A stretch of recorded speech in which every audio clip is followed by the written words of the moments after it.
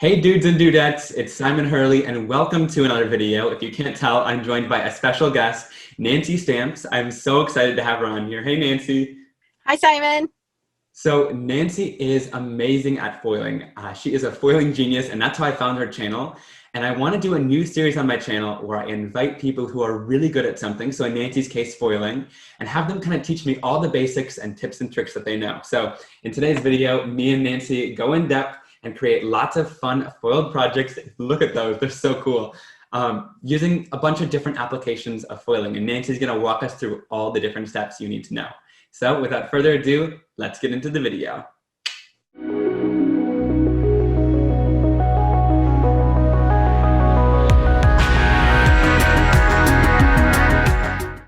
So let's kind of jump into some of the basics and learn some of the tips and tricks. I know today we're going to do a little bit with the transfer gel duo, and we're also going to do some with the toner sheets as well. So I thought this would be really fun to bring Nancy on, as she knows tons about foiling and get all of her tips and tricks. Sounds good. I'm excited, Nancy. So let's walk them through just the basics of kind of how to apply the transfer gel. I know we did this last night, so we've already got some sheets done, and you want to do it a night ahead, just because I learned in one of my videos that if you do it, like, even when you heat it with the heat tool, the top of it dries nicely, but sometimes it can ooze out underneath if it's not fully dry. So we waited, a couple hours for these to dry. Yes. So what's nice is there is two kinds of transfer gels from Deco Foil. There's regular transfer gel and transfer gel duo. And the duo is nice because it gives you two ways to apply the foil. You can apply the foil with a heat source with a MINC, or you can apply it without. So I have two panels here, and I was going to show one, running it through the MINC, and one just using the foil on its own. You just use a just pressure, like your Sizzix machine or your die cutting machine, just run it through. One's going to be with heat and one's going to be without.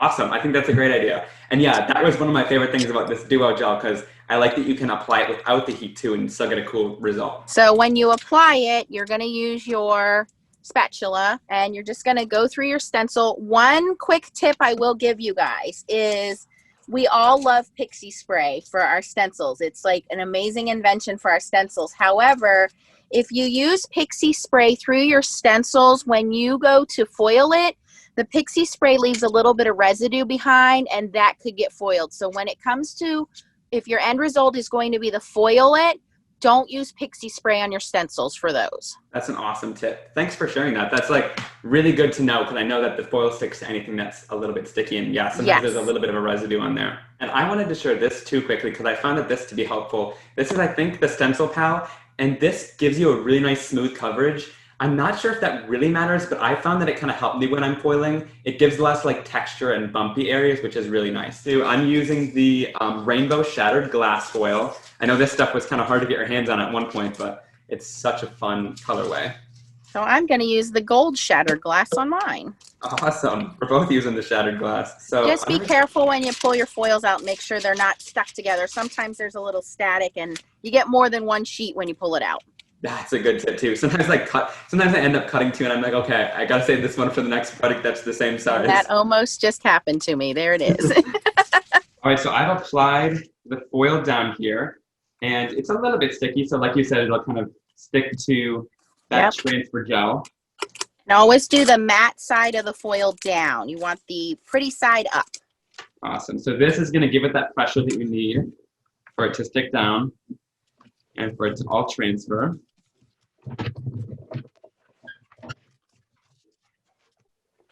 There's going to be a little bit of noise with mine. I have a Gemini Junior, but it's the same concept. You just sandwich it in between like you would if you were cutting a die, and just run it through.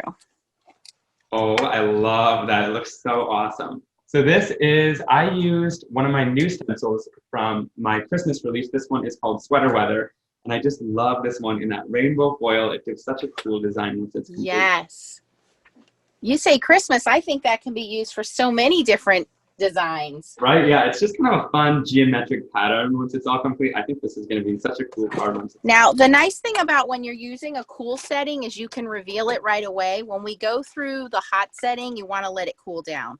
But you can see how that foil has stuck right to the gel, and then you just want to pull one corner and reveal it, and there we have that cool textured look with foil. That looks awesome. With no heat. Now let's do the heat transfer foil. Yep, I'm using the mini MINC as well. And one thing we were talking about before this video is kind of the difference between a MINC and a laminator. And I gotta be honest, the first time I tried the MINC, I was very surprised.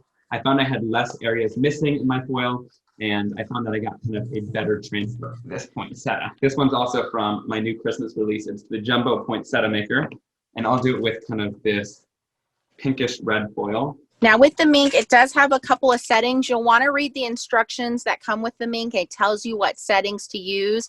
The majority of foiling products, if you're using regular foiling cardstock, you should be okay on 3. If you get to thicker cardstock, or you're doing like mixed media designs, you may need to increase your heat. If you're doing things like vellum, you may need to decrease your heat. So just want to read your instructions to know which setting to have it on. And then once it runs through, this is the part that's hard for everybody. You have to be patient and let it cool down. Is there a specific set? Do we put it in with the fold first? Yes, always put the fold in first, and you want to be nice and even and just kind of hold it and guide it through. So yeah, I wanted to invite you on today, Nancy, because foiling was something that I very much so struggled with a little while ago. So I wanted to kind of, I was watching some of your videos and learning a lot about foiling, and I was like, you know what, let's just invite her on and let's do a whole lesson so that everybody can learn all about the foiling as well. I really appreciate it, Simon. Foiling is just so elegant. I mean, you can do it in a grunge distress way, or you can do it in a very nice, elegant way, especially like you said with your holiday designs. Adding that little bit of foil is really simple once you learn the basics. Just like we had to learn the difference between certain kinds of inks and stamps and papers. We like to do the basics first so everybody gets the hang of it, and then once you're comfortable with it, we can expand your knowledge. You also, I wanted to shout this out too, you have a fun Facebook group as well. I'll link that down below as well as your channel. It's called the Foiling Snobs Club, and they give you tons of info about foiling. It's a great little community over there, so I wanted to share that as well. Thank you, Simon. Definitely. Okay, so let's do the peel reveal. Is it cooled down enough, I think? Yep, once it's cool, you peel and reveal. Go ahead. Ooh, I love that. So cool. And when it's such a big area like that, that gel is really cool to use because you'll get such great coverage. And oh, I just love it. Yeah, what I like about the gel is it takes your stencils to another level, and the gel gives you some highs and lows, so you get some texture with it. So it's not like you printed it off a computer and it's completely smooth. It gives you this mixed media kind of look as well. The no heat using the Duo gel, and this was with the heat using that gel. So that stuff is so awesome and so versatile once you're done. And I'm going to complete this with a little bit of ink later on. I think that's going to be super cool. So one of the things I do want to bring up is when you're storing your foils, and they come in either these kind of cylinder containers, some of them come in bags. You want to make sure, before we started, we didn't show you guys, but you want to make sure you wipe your area down, that there's no dust, glitter, embossing powder, pet hair, anything like that in your area. Because that's the enemy of foiling. So when you're done with your foiling, make sure you roll your foil back up, put it back into that container so that you can protect it from scratches and dust, because foil is very delicate, and store it in a nice container, put it away. Definitely. And one thing that I found really helpful too is these are just the packages that Gina's foils come in, right? So it comes with that adhesive, but I actually chopped off the top. And then it gives you this kind of pocket, almost like a stamp pouch, where you're able to pull them out really easily and put them back in, and it keeps them nice and flat and stored secure. So I found that was something really helpful, and I love just kind of using that same package, but not always having to open that tab at the bottom. That's a great idea, because that sticky tab sometimes grabs onto the foil. Right, yeah. The foil doesn't have an adhesive in it, so the only way that the foil can stick is for us to heat up the toner. So what toner is essentially it's pulverized plastic. And so they make this toner ink, and if you can't use inkjet, you have to use toner. And what it does is it sits on top of the surface. And what happens is as we heat it, the foil sticks to it. And then once it cools down, the foil releases from its release sheet and sticks to your printed image. And there's a lot of companies now that have moved into acetate, which is pretty neat too. Yeah, I think this is super cool. So I'll show an acetate one. You can show one of the ones just printed on the regular paper. And I think we're both using some from Deco Foil. This one's a Brutus Monroe collab. That one's a Unity Stamps collab. And I'll have everything we used today linked down below. That was one tip that I found was really helpful, is you want to dust off your toner sheet, and you also want to dust off your foil. Like like Nancy just had mentioned, because there's lots of dust in my craft room. And since this is printed with black, you'll see it a lot more if there is a missing piece. So make sure you dust that off beforehand to avoid that. Is it this side? Oh yeah, it's the matte side. Sorry, I didn't realize you were using acetate. Yes, the matte side, not the shiny side. The Okay, matte so side that is the side's side shine, is the this toner. side's matte, and I'll stick it down there. Yep. Put it through my machine. And like Nancy said, you'll want to cut something bigger. I learned this from her actually last night, because the foil shrinks down. So you want to cut it a little bit bigger than your design, and then you can run it right through. Nancy, I've been watching all your live streams. They're super fun, and I've learned so much about foiling each time. You're very knowledgeable on that, which I think is so Thank you.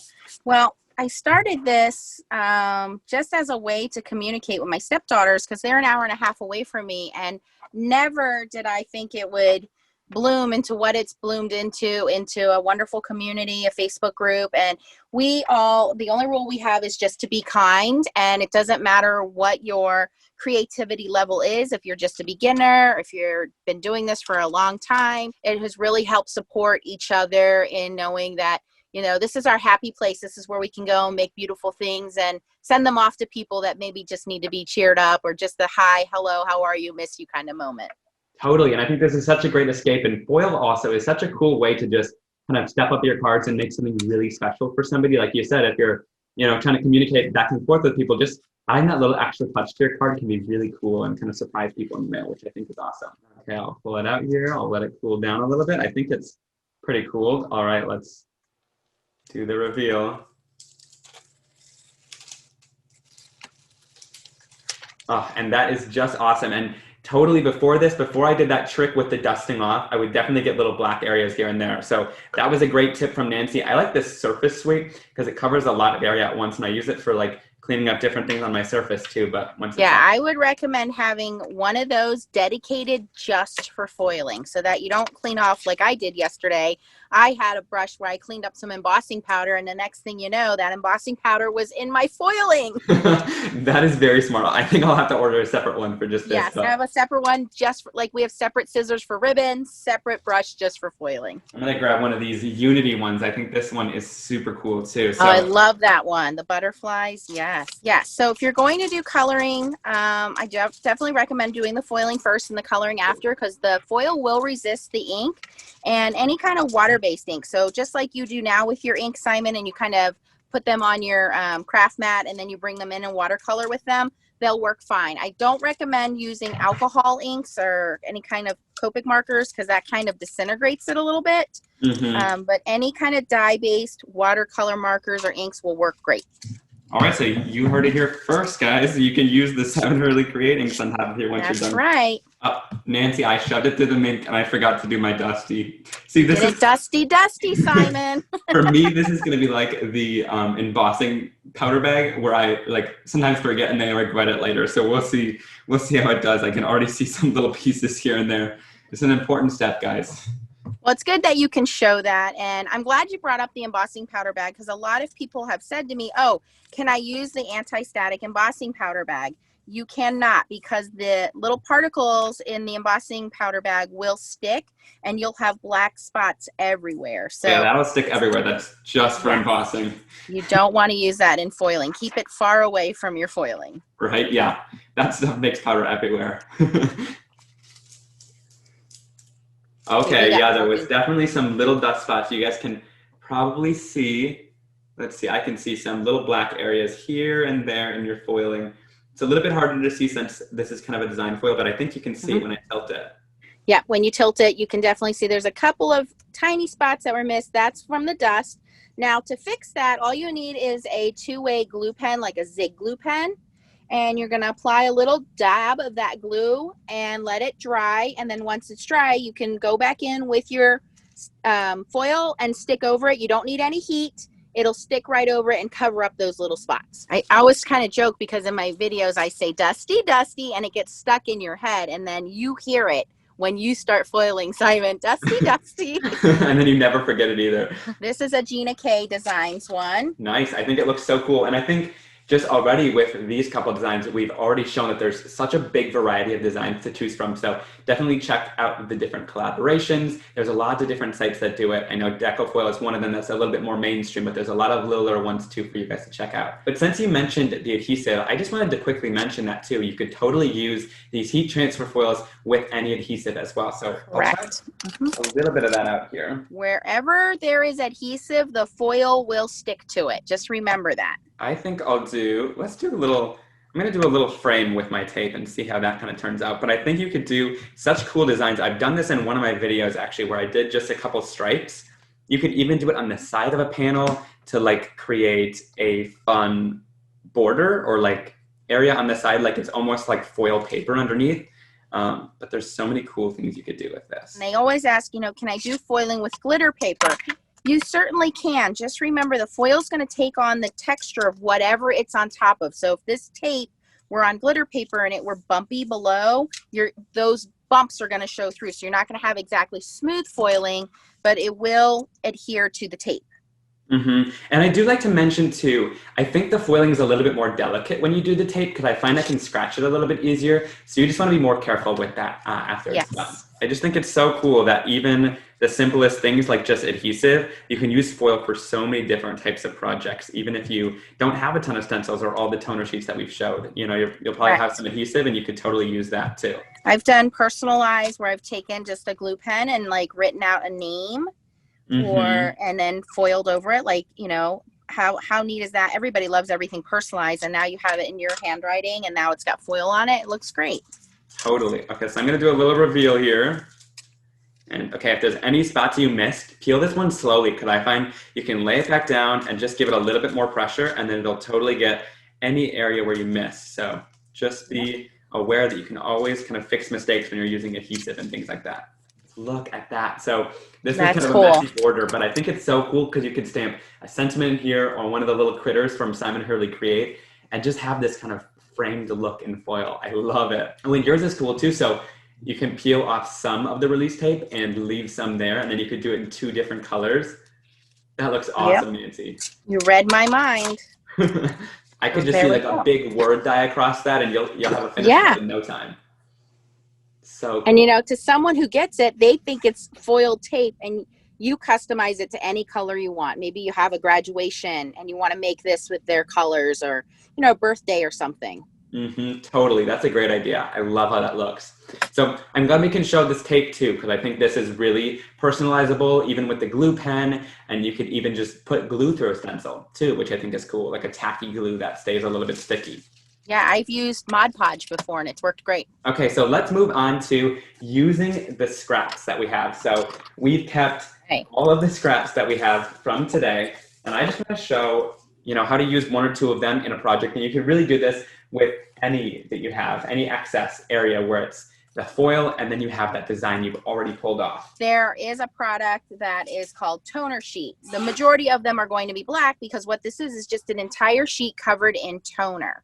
So you can die cut this, and then you can also use your foiling leftovers, or what is commonly known as foiling waste, and you can get another image with using these toner sheets.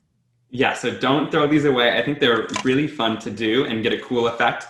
You really want to make sure that you do your dusties here because there is a lot of area, right? You don't want any dust on these. Correct. And I think this is a cool way to use any of your excess because it's totally a new way to get some extra projects out of your foiling too. And again, like Simon said earlier, you want to cut that toner sheet down so that it matches the size of your foiled area, because if you have any excess toner, it will get exposed and it will stick to your folder. All right, so mine's pretty cool, so I'll do the reveal here. And I just love how that looks. So it'll leave that black toner in areas where there was no foil left or that you've already foiled, you know. So you get this cool design. It definitely has some more contrast to it. And I just think it looks so beautiful. It's completely smooth once it's done. And again, if you do your dusties right, you shouldn't have any black spots, you know, little speckles here and there. All right. So this was the leftover from the Unity Circles card design I did earlier. And so when I reveal, it'll be the same thing as Simon's, where all that beautiful foil is left over. And now we don't waste anything. So now this is all that's left of our top sheet that can go in the wastebasket. And you're going to add a second color. So I've done the same thing with my Unity scraps here, but I wanted to do it with just the gold, the shattered gold, because I find solid colors look better when you double foil them so that it's not super distracting. Okay, and then I'll put that on top and run it through my machine. Oh, Nancy, I almost didn't do my dusting. Dusty, dusty, Simon. But see, you heard the voice in your head before you put it through the machine. Right? I'm going to get all the comments below just saying dusty, dusty. Dusty, dusty. Well, yep, let's peel it off. Oh, and that looks so cool once it's done. I kind of forgot that you can double foil it, but this looks amazing once it's all complete. I love it. And now you have another piece of foil with the design that you can use again on another piece of toner sheet. So you get into this infinite loop of foiling. So I love this, using the toner sheets. Those are so useful because then you can get, you know, double for your money, and instead of throwing those away, you're able to just foil them in and keep creating with them, which I think is super cool. And like you said, kind of a never-ending cycle too. All right, guys, this was so much fun. Thank you again so much, Nancy, for joining me today. I had a lot of fun with you. Thanks, Simon. This was great. It was a lot of fun. Definitely. I think we'll have to do it again maybe too. So if you guys enjoyed this video, please give it a big thumbs up. I'll leave Nancy's links down below in the description box, so be sure to check out her channel, give her a subscribe, and check out lots of her awesome foiling playlists. We just dove in a little bit into foiling today, but there is a ton more to learn. And she also has that really fun Facebook group that we mentioned too. So I'll leave that down below in case if you want to join that awesome community of people who love to foil. All right, guys, be sure to click the subscribe button for my channel too to never miss any more videos. And I'll see you all very, very soon for another card making and crafting video. All right, Nancy, so what we do now is we say goodbye, we say have a wonderful day, and then we go like this, and then cover your camera too. You ready? Okay. 3, 2, 1.